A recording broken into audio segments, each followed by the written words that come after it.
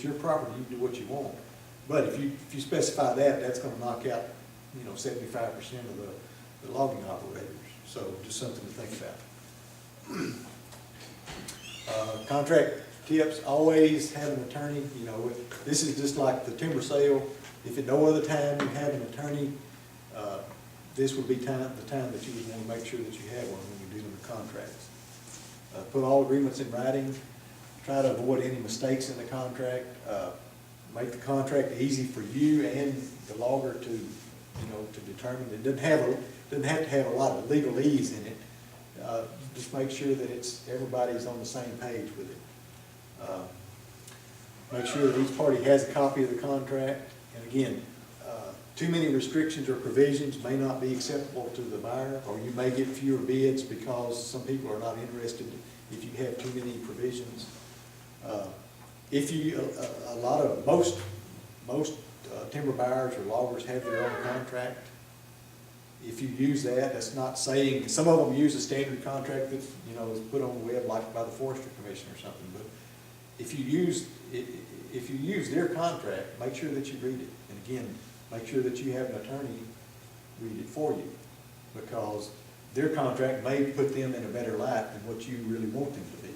So just remember that. I'm not saying all contracts are bad, but just don't sign it just because they say this is our standard contract.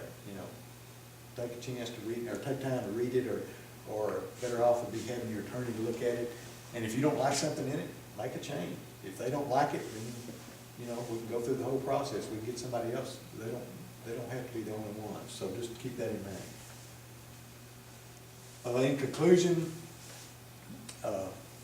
planning helps you meet your goals, and professional help is available. If you don't have a forest management plan, you can contact the Arkansas Forestry Commission. And in Louisiana, I'm not sure what they have there. I know they have some state forestry people. I'm just not sure how many they have left right now. But normally that's a free service. You can get a basic management plan. There's certain things that may not be in it. You may not have all your timber volumes and everything, but at least it's a starting point. If you have a consultant forester, they can create a timber management plan that has anything in it that you want. So, but like I say, working with the state, getting a free plan, that's a good start. If you don't have one, that's a good starting point. Contracts are important. Professional help is available for contracts too. You should have an attorney. You should have an accountant that's familiar with timber harvest, and you should have a consultant forester if at no other time when you're doing timber sales, because it's very important. It's your land, it's your choice. You get to decide what happens. Just keep in mind if you specify certain things that may rule out some of the timber buyers or some of the people that might be otherwise be interested in the products that you're trying to sell. So it's your choice, and you need to make the most of that choice. Okay. Just as a last stopping thing, before you make any decisions, again, contact a registered forester. That could be the state. That could be the state forester. They can come out and give you free advice. And again, that's a great service. Get to know your forest, get everything in writing, protect yourself, and develop a long-term forest management plan.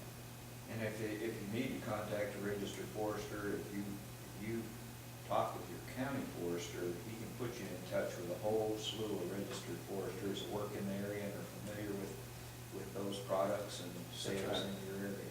And the Forestry Commission, on their website, they have listings of registered foresters or consulting foresters. And I'm not sure how long this keeps going, but get professional advice. There's always advantages and disadvantages no matter what you want to do. You have several options, so having a professional will help you get those options.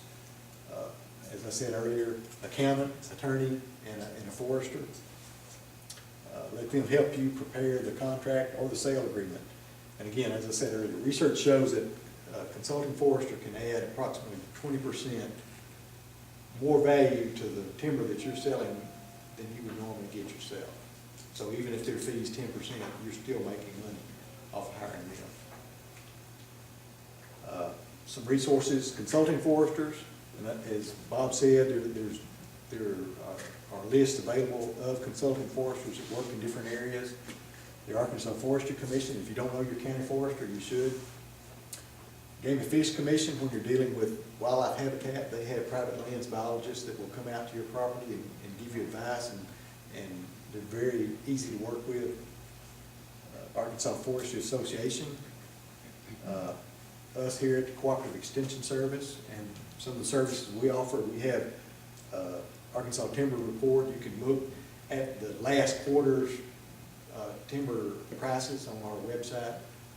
Again, that's not necessarily what they're going for today, but at least it gives you an idea, and you can look at the history, you know, is it kind of trending up or down? We have fact sheets, and we have some on this table. We also have on our website, we have just thousands of fact sheets dealing with all different kinds of subjects. This is the example of the timber price report, and you just go to our website there and click on that, and again, it shows you the different forest products and how they're trending throughout the year, and what this is an example of the third quarter of 2011. So each quarter we get a price report, and there's some information there that kind of talks about how the market's doing and what products are in higher demand than others, and kind of what the future predictions are. And that's the last. Do I have any questions? That wasn't exactly the presentation that she gave you.